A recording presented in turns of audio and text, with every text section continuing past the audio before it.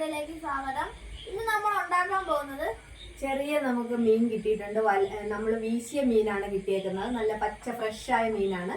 അപ്പോൾ അത് നമ്മളൊന്ന് മുളക് ചേർത്ത് പറ്റിക്കാൻ പോവുകയാണ്. അപ്പോൾ നമുക്കത് എങ്ങനെയാണെന്ന് നോക്കാം. ഈ വീഡിയോ ഇഷ്ടപ്പെട്ട ലൈക്ക് ചെയ്യുക, ഷെയർ ചെയ്യുക, സബ്സ്ക്രൈബും കൂടെ ചെയ്യുക, ആ ബെല്ലൈക്കും കൂടെ അമർത്തുക.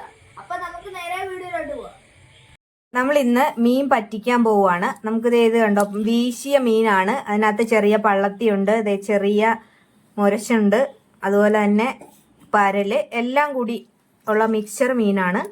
അപ്പോൾ നമ്മളത് നന്നായിട്ട് കഴുകി വൃത്തിയാക്കി എടുത്തിട്ടുണ്ട്. ഇനി ഇത് നമുക്ക് പറ്റിക്കാം.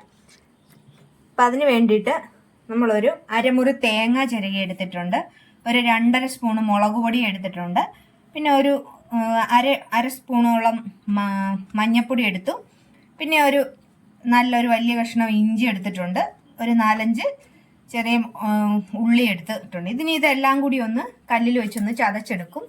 പിന്നെ അതിന് ശേഷം നമ്മൾ പച്ചമുളകും പുളിയും ഉപ്പും കൂടി ചേർത്ത് പറ്റിക്കാൻ പോവുകയാണ്. നമുക്കിതെല്ലാം കൂടി ഒന്ന് ചതച്ചെടുക്കാം. ജസ്റ്റ് നല്ലവണ്ണം അരയേണ്ട കാര്യമില്ല, ജസ്റ്റ് ഒന്ന് ചതച്ചെടുത്താൽ മാത്രം മതി. നമ്മൾ ഇത് നന്നായിട്ട് ഒതുക്കി എടുത്തിട്ടുണ്ട് അരപ്പ്. ഇനി നമുക്ക് അരപ്പ് ചേർക്കാം. അപ്പം നമ്മൾ മീനിലേക്ക് നമ്മളിപ്പോൾ ഒരു 3 കഷ്ണം പുളിയാണ് എടുത്തിരിക്കുന്നത്. പുളി ഇട്ടു. അതുപോലെ തന്നെ നമ്മൾ അരച്ചെടുത്ത ഈ അരപ്പ് ഇതിലേക്ക് ചേർക്കുവാണ്. നമുക്ക് കുറച്ച് വെള്ളം ചേർത്ത് ഇത് നന്നായിട്ട് മിക്സ് ചെയ്യാം.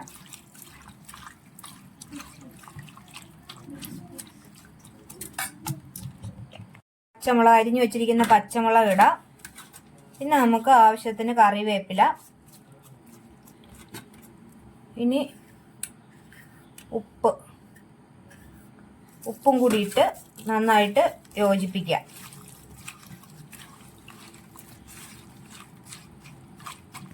നമ്മൾ ലേശം വെള്ളം കൂടി ഒന്ന് തളിച്ചു കൊടുക്കുവാണ്. ഇനി നമുക്കിത് വേവിക്കാം. വെന്ത് വരുമ്പോഴേക്കും കുറച്ച് പച്ച വെളിച്ചെണ്ണയും കൂടി ഒഴിച്ച് നമ്മൾ എടുക്കുവാണ്. ഇനി നമുക്കിതൊന്ന് മൂടി വെച്ച് ഒന്ന് ആവി വരട്ടെ. നമ്മുടെ മീൻ നന്നായിട്ട് തിളച്ചിട്ടുണ്ട്. നമുക്കതൊന്ന് മിക്സ് ചെയ്യാം. ചെറുതായിട്ട് ഇളക്കിയാൽ മതി, അല്ലെങ്കിൽ അത് ഉടഞ്ഞു പോകും. ഒന്നും കൂടി ഒന്ന് പറ്റി വരുമ്പോഴേക്കും നമുക്ക് വെളിച്ചെണ്ണ ഒഴിക്കാം.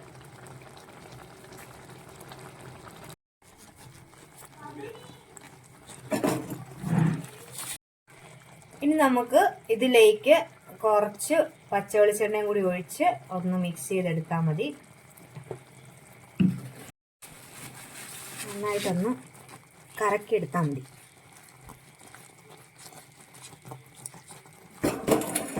നമ്മുടെ കറി നന്നായിട്ട് റെഡി ആയിട്ടുണ്ട്.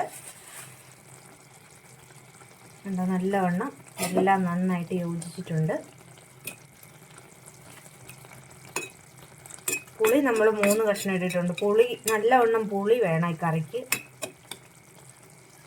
ഈ വീഡിയോ ഇഷ്ടമായെങ്കിൽ ലൈക്ക് ചെയ്യാനും ഷെയർ ചെയ്യാനും അതുപോലെ തന്നെ സബ്സ്ക്രൈബ് ചെയ്യാനും മറക്കരുത്.